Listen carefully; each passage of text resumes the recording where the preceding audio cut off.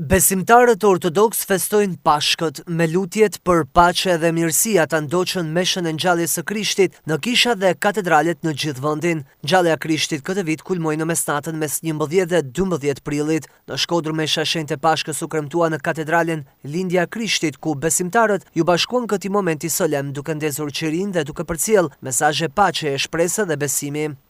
Zoti e poshti vdekjen për fituarin. Sot jemi mbledhur gjithë së bashku për të dhuruar njëri tjetrit forcën, besimin, dashurinë që e karakterizon njeriu. Sepse nëse nuk do kishim Zotin në ngjallë, nuk do kishim fituarin e vdekjes. Por Zoti dha veten e tij në kryq, edhe atje në kryq ku ishte tha, "Falë o Zot, sepse nuk di çfarë bëj."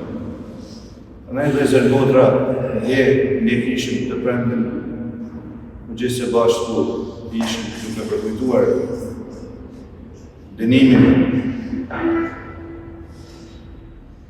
kërcitjen, kamshikun, torturat e Zotit të Mespreshtit. Sot avash do jemi gjithë se bashku për të kujtuar gjallën e Zotit të Mespreshtit.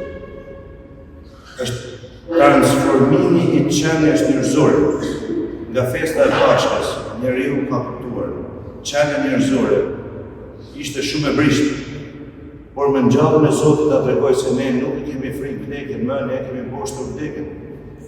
E themeli i kishës sonë, themeli i ortodoksisë, themeli i Krishtimit është ne jemi me Zotin edhe Zoti është me ne. Duke qenë se kisha ortodokse ndjek kalendarin julian, këtë vit kremtimi vjen një javë pas Pashkës së Krishterë perëndimore. Vetë emërtimi Pashkë rrjedh nga fjala hebraike pasa, të kalosh, duke krijuar një paralele shpirtërore mes eksodit të izraelitëve dhe besimit krishterë për kalimin nga vdekja në jetën e përjetshme. Përgatitjet për këtë ditë kulmuan gjatë javës së madhe, një periudhë reflektimi dhe përkushtimit të thellë.